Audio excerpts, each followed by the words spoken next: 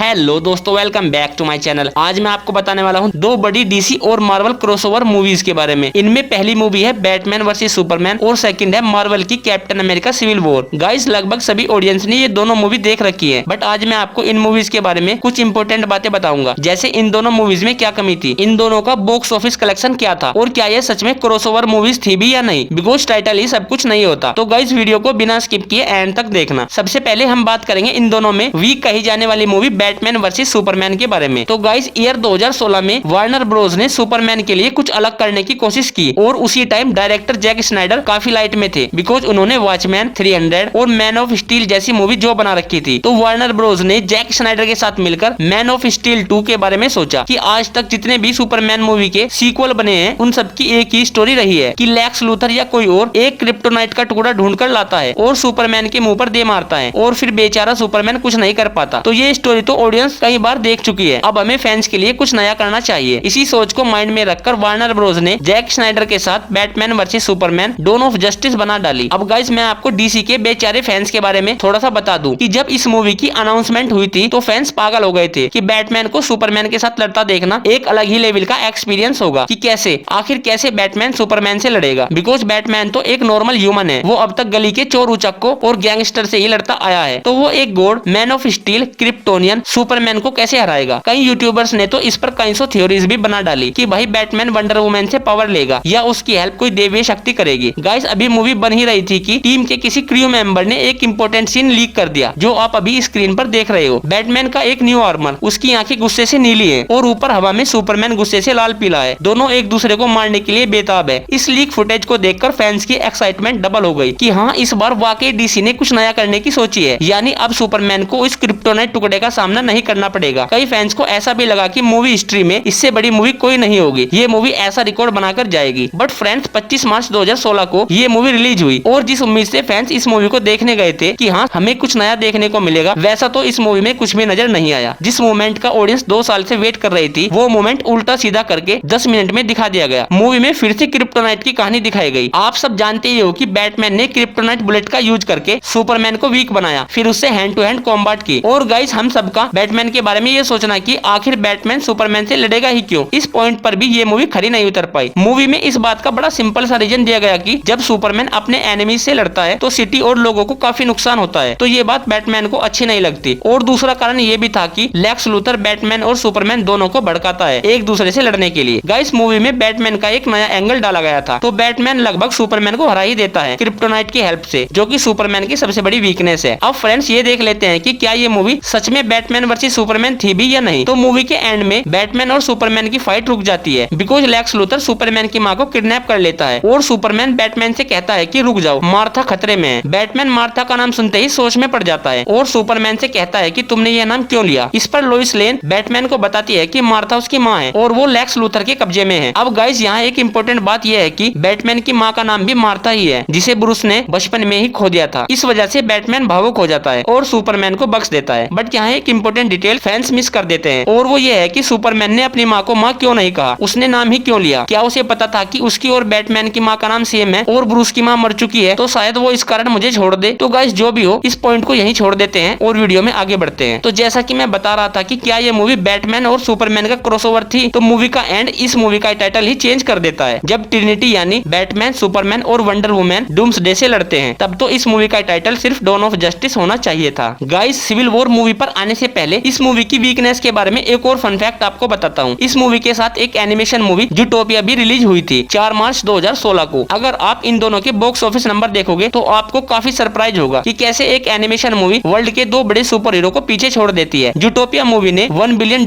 की कमाई की थी और बैटमैन वर्सेस सुपरमैन ने 87.27 करोड़ $। की। अब Captain America Civil War movie पर आते हैं। फ्रेंड्स, इस मूवी की रिलीज डेट का साल भी 2016 ही है। ये मूवी बैटमैन वर्सेस सुपरमैन के 2 मंथ बाद रिलीज हुई थी। अब आप इसे मार्वल की साजिश समझ लो डीसी के अगेंस्ट कि अगर वो क्रॉसओवर बना सकते हैं तो हम क्यों नहीं, या आप इसे एक इत्तेफाक भी समझ सकते हो कि कैप्टन अमेरिका मूवीज की टाइमलाइन में सिविल वॉर क्रॉसओवर ऑटोमेटिक बन रहा था। तो गाइस, इस मूवी के क्रिएटर्स की मैं शुरू में ही तारीफ करना चाहूंगा कि कम से कम उन्होंने इस मूवी को एंड तक क्रॉसओवर ही रखा, आयरन मैन और कैप्टन अमेरिका का। इन दोनों के बीच में कोई तीसरा विलन नहीं आया। हाँ, इन्हें लड़ाने में जिमो का हाथ था, बट इन दोनों की एंड तक कोई सुलह नहीं होती, जो कि इस मूवी को बेस्ट बनाती है। टीम स्टीव रोजर्स का आयरन मैन टीम के साथ पहली लड़ाई लड़ना तो मुझे समझ नहीं नहीं आता। मैं बात कर रहा हूँ एयरपोर्ट वाली बैटल की, बिकॉज वो फाइट तो सोकोविया अकॉर्ड्स के कारण हुई थी। सोकोविया समझौते के बारे में जिन्हें नहीं पता उन्हें मैं बता दूं कि इस अकॉर्ड्स में गवर्नमेंट कहती है कि कोई भी अवेंजर्स अपनी पहचान और पावर्स को गुप्त नहीं रख सकता। तो कुछ अवेंजर्स इस अकॉर्ड्स के खिलाफ थे और कुछ साथ। और एयरपोर्ट बैटल होने का एक रीजन और ये भी था कि कुछ अवेंजर्स को अपने साथी अवेंजर्स से बदला लेना था। जैसे ब्लैक पैंथर समझता था कि उसके पिता को बकी ने मारा है, वांडा समझ रही थी कि टोनी उसे कैद करके रखना चाहता है, विजन सभी के बीच शांति चाहता था और बाकी बचे अवेंजर्स अपने अपने फ्रेंड्स का साथ दे रहे थे, जैसे war machine, Falcon, Natasha, Ant-Man etc। But friends, इस मूवी के एंड में जो हुआ, यानी जो सस्पेंस दिखाया गया, उसने फैंस के होश उड़ा दिए। जीमो आयरन मैन को वो वीडियो क्लिप दिखा देता है जिसमें टोनी स्टार के पेरेंट्स की डेथ रिकॉर्ड थी। आप सब जानते ही हो कि उस वीडियो क्लिप में विंटर सोल्जर यानी बकी बर्न्स होवर्ड स्टार्क और उसकी वाइफ को मार देता है। ये वीडियो क्लिप देखकर आयरन मैन का खून खोल जाता है और इसके बाद हमें ट्रिनिटी फाइट देखने को मिलती है। तो गाइस, इस एंडिंग फाइट में एक मिस्टेक दिखाई गई थी जिसे फैंस ने मिस कर दिया, और वो मिस्टेक ये थी कि जब कैप्टन आयरन मैन पर लगातार अटैक कर रहा होता है तो आयरन मैन अपने एआई सॉफ्टवेयर को कहता है कि इसके लड़ने का तरीका सीखो। तभी फ्राइडे कैप का फाइटिंग स्टाइल सीख लेती है। फिर इसके बावजूद कैप्टन ने टोनी को कैसे हरा दिया। अगर इस मूवी की कमाई की बात करूं तो इसने भी $1 बिलियन से ज्यादा की कमाई की थी। और गाइस, इन दोनों मूवीज की एक और खास बात यह भी है कि डॉन ऑफ जस्टिस में बैटमैन और सुपरमैन की फाइट सिर्फ एक बार हुई, वो भी आधी अधूरी। बट सिविल वॉर मूवी में कई खास बैटल दिखाई गई और एंड की बैटल तो फैंस कभी नहीं भूल पाएंगे। तो फ्रेंड्स, अभी भी बहुत कुछ है इन दोनों मूवीज के बारे में बताने को, बट वीडियो काफी लेंथी हो जाएगी। तो अब अगर आपको वीडियो पसंद आई है तो लाइक शेयर कीजिए और चैनल को सब्सक्राइब कर बेल आइकन दबाइए। मिलते हैं अगली वीडियो में।